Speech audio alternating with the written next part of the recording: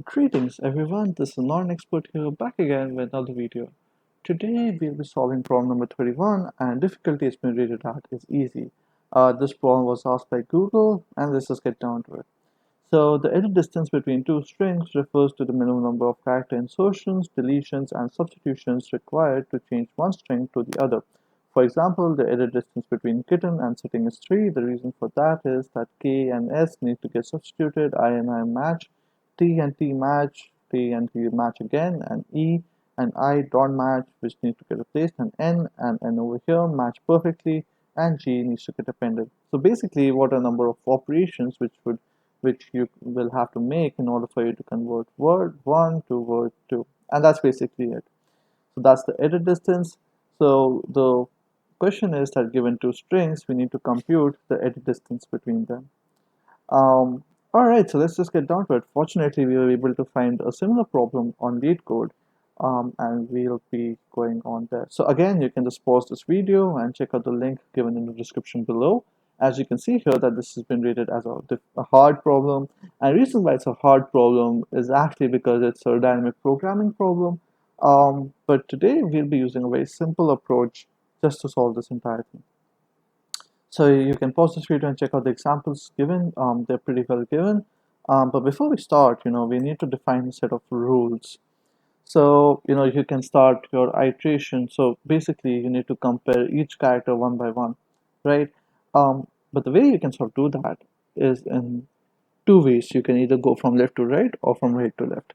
So today we'll be going from right to left, just because it's a little easier for us to understand while you're traversing it, a little easier for us to write our base conditions as well. So when we do that, there are a few possibilities that could happen. So basically, there are two possibilities. The possibility is that you either have a match or you don't have a match, right?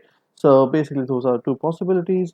So if you have a match, what you need to do is you need to maintain an index or a pointer for both word 1 and word 2. So let's say that you have word 1 which will have I and word 2 which will have J as an index, and that's the way they're going to work respective to each other. So if you have a match and if you're going from right to left, you just need to ignore those values and move on to the next values from there. If it's not a match, then what we need to do is we need to recursively call over and over again um, the next values. And what we need to do is we need to perform all the operations as well. So we need to perform an insert or delete and a replace. So the way you can sort of think about it is like insert would be I plus 1, or delete would be I minus 1, and replace would be both I minus 1 and J minus 1. Since we're already dealing with negative values and I plus 1 won't make any sense, in a way you can sort of just construe this as J minus 1. Reason for that is just that you're removing either word 2 value or either appending a value into word 1. It's basically the same thing because number of operations it's going to take is it's basically the same, right? So that's the approach we have to go about it. And there's one more condition which we have to identify, which is what happens if I is equal to 0. In which case we'll have to return J, and the reason for that is actually pretty simple. If J is equal to 0, then you have to return I. And the reason for that is if you sort of look at this particular example and you look at this particular example, you can see uh, that length of word 2 is actually 3 and length of word 1 is actually equal to 5. So for a fact, even if you have horse, which is written as HOROS, and ROS matches perfectly, you will know for a fact that two more operations will need to occur just because HO needs to be taken care of. So, for those reasons, you can just say that, hey, if I've hit I, which is already equal to 0, then just return J, and just basically move on from there. So let's start with our base conditions. So if not word and word 2, we return 0. And what we're going to do is we're going to recursively call all these operations through a utility function. And let's just call this utility as a util. And it's going to have two parameters, which are going to be the ith index and the jth index. Let's just use this utility function. This is called return I, and let's just create a few variables. Let's just say length 1 and length 2 are respectively length of word 1 and length of word 2. Pretty simple over here. Whatever we're doing, what we're going to do is, since we're going to be traversing from right to left, we're going to give length 1 and length 2 to I and J, and we'll go on from there. Cool. It's pretty simple so far. So all we're going to do is we're just going to say, hey, if I is equal to 0, then we need to return j. Yeah. And if j is equal to 0, then we return I. Again, this has already been explained. And then we sort of take care of what happens if there's a match. So in case there's a match, let's just not give too many indents. So in case there's a match, what do we need to do? We need to do a few things. So the first thing is we just compare the matches. So we say word 1 I minus 1 and word 2 j minus 1. If both of them are equal, then return util I minus 1 and j minus 1.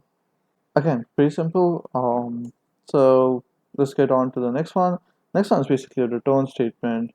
If none of those operations happen, you just return a cost of 1 and try to go and recursively try to call each operation and just find the minimum value that you found so far. So we do the same thing which we already defined. Either we do I minus 1 and j, basically a delete or remove operation, or an insert operation which is going to be I j minus 1, or replace both of them together, so I minus 1 and j minus 1. So pretty simple. That's the entire solution, recursively calling each and every single uh, function just to identify what are the number of operations which need to take place. Cool. So let's just run this code. Hopefully this should run, and it is running perfectly. So as you can see here, this is not the most optimal solution. That's the reason why I believe daily coding problem actually treat this as an easy problem, because they are not given any restrictions whatsoever. But this is working at a complexity of 3 raised to power n, and that's something which we cannot do. We can do so much better than that. And one of the ways of sort of doing that is through dynamic programming. But we're not using the same dynamic programming approach. What I'll be doing for you guys today is I'll be showing you how you can use dynamic programming while also using recursion at the same time. So recursive calls are actually pretty simple for most people. And this is the approach which I usually take as well in the interviews. So what we're going to do is we're just going to create um, a 2D matrix which is going to have length m into n. So let's do that. Let's just do length 2. Actually, let's just, let's not be this thing. Let's just try writing none for underscore and length 2 for underscore and range, actually length 1 plus 1. And the range of plus 1 is just used so that we don't get out of bounds errors, right? So we have constructed a dp2d matrix. All we need to do is wherever we're doing a return, we just replace that with dpij. Before we do that, we just check, hey, if dpij already exists, right, we need to return dpij. Basically, it's memoization. And I'll tell you the reason why this is actually more efficient than your standard dynamic programming as well. But before that, again, what I'm doing is basically I'm just updating dpij with the required values, and that's basically it. So let's do that. Oops, I apologize. dpij equal to util, and over here as well, we need to update our return to dpij,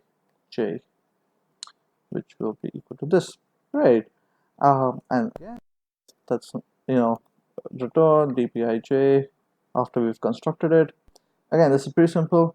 But one thing which we have to notice that we had if conditions and we were returning it before, so we need to update that with else if conditions, and that's pretty it explains itself. The reason for that is basically that you're not returning values anymore, so it's either this operation or that operation. So for that you need to update your if conditions to else if, and that's basically it. So all we've done is we've just contained the value, just memorize it through index I and index j, and then move forward from there.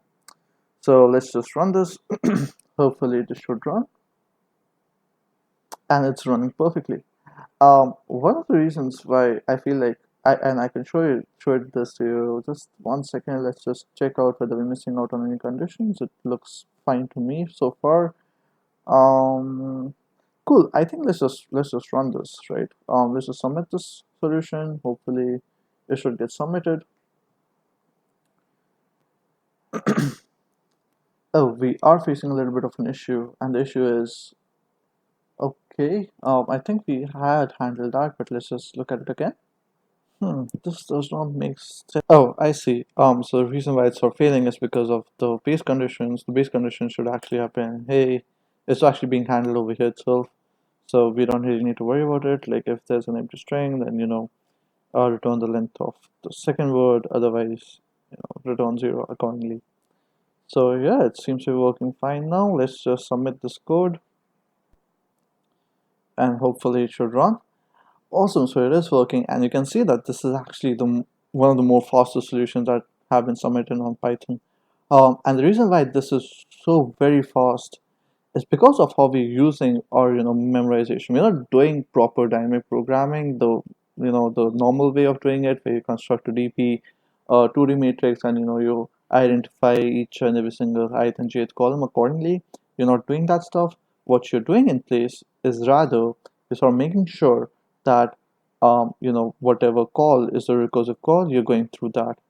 And again, if you don't understand what I mean from that, is basically, let's say that you're going recursively through this particular guy, and you don't really need to worry about this guy if this guy hits first. So whatever hits first, whatever's the actual path to take, that thing gets valued over here, and that's just the entire solution. Again, if it does not make sense, it's actually pretty simple. Again, if you don't understand why we're hitting 99%, it's just that, okay, so you are right that, function calls do take a lot of time, and recursive calls sort of, push things inside a recursive stack. However, like the recursive algorithm that we built out does not need to visit the entire array to like sort of arrive at a solution. It only visits the paths that are relevant to it, depending on whether letters are being compared or equal or they are not equal to each other and so on.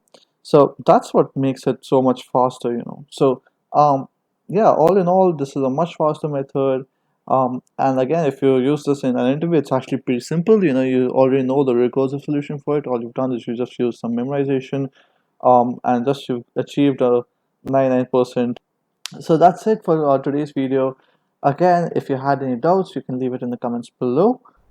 If you did like this video, do give a like and do subscribe to the channel. We are discussion over here, and we would love to have you. Um, Again, if you've already subscribed, you're awesome. We all know it, and have a great day. Thank you.